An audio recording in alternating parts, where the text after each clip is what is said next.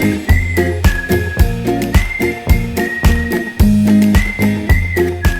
to another episode of On the Beach. Today we've got Deborah, and Deborah knows everything there is to know about sorting your head out.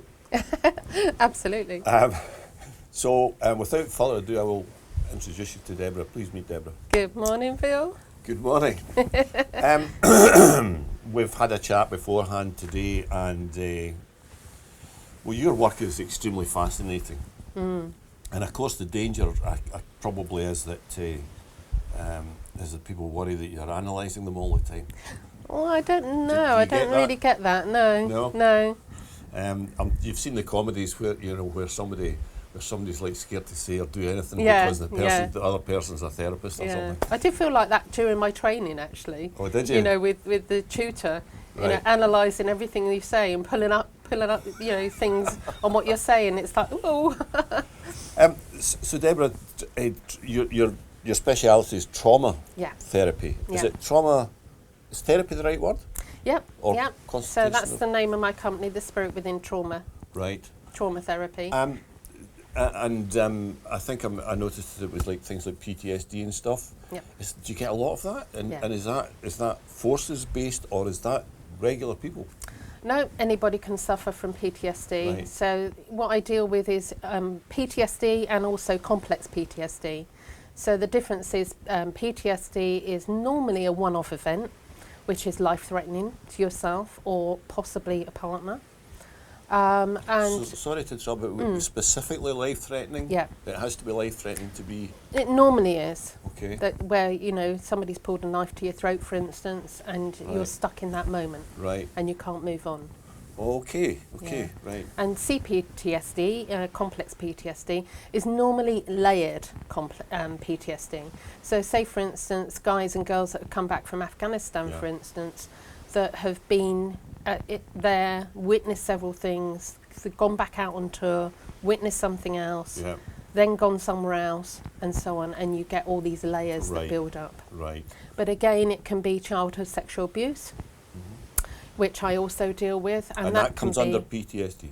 It can do. Okay. It can do. Because you're living in that fearful moment, and you don't know when you're going to be abused next. Right.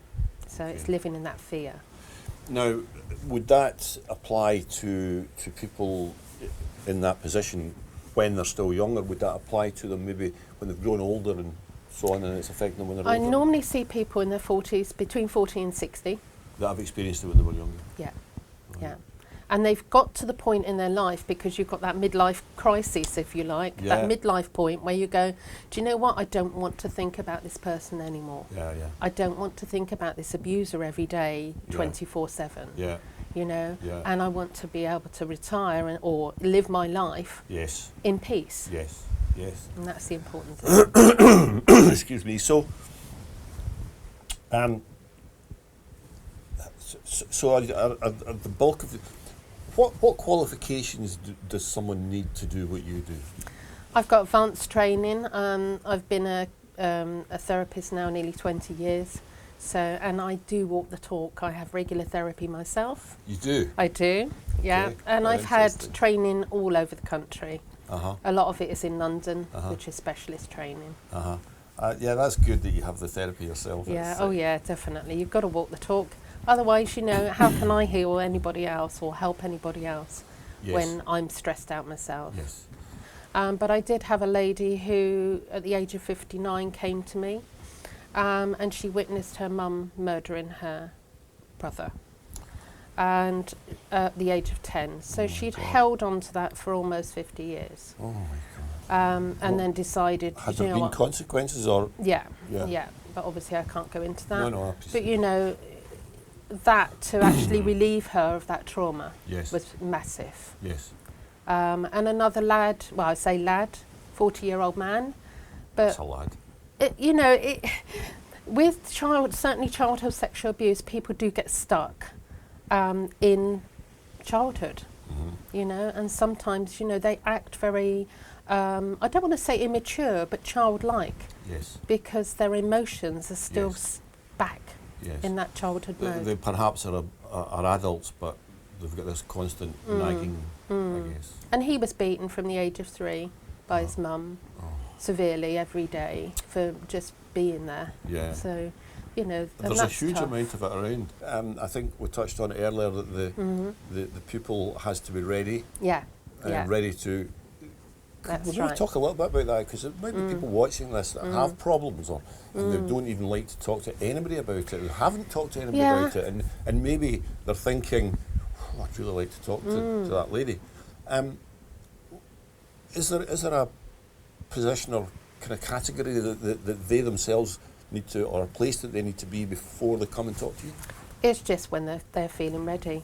Okay. You know, you can't phone up and say, you know, book my husband in. Yes. You know, because that's fine. Get your husband to call me. Yeah. But when people are ready, and I think it's when they've reached that point, they've tried the antidepressants, they've been to the doctors, they've tried various other things. Yeah. Without naming names, and then they say, right, you know, I want to get rid of this now. And the good thing about PTSD is you do not have to live with it. And that's a common myth, that actually I've got this now and I've got it for life. Is there, would people necessarily have signs?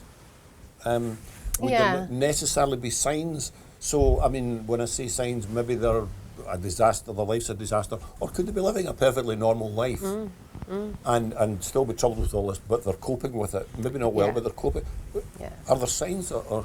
I mean, very often people are dragging themselves through the day, and you know, you only have to look at the news really, and then find out all these big celebrities that have actually got mental health problems, and who would have thought? Yeah.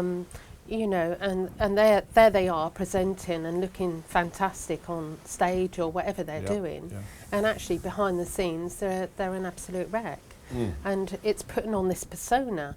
And it's especially with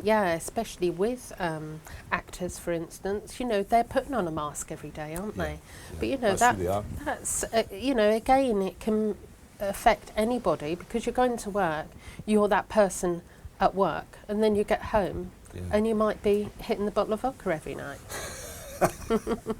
Doesn't say so bad to me. It is if it's a whole bottle. Now, especially for people watching this,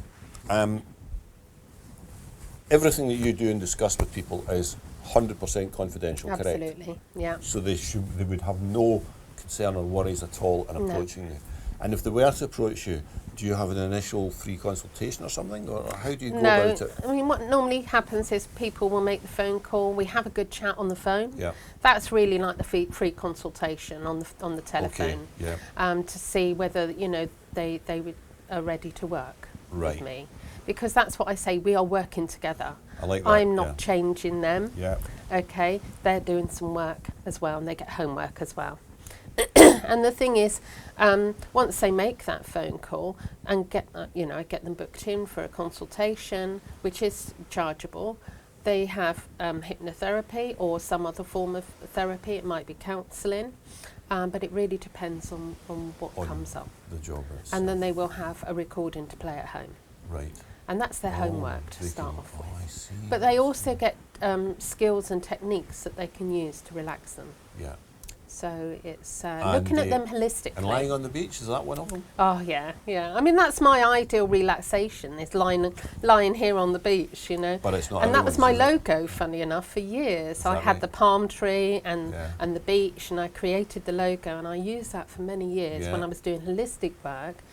But then I realised when I did my hypnotherapy course and my counselling course that not everybody loves the beach.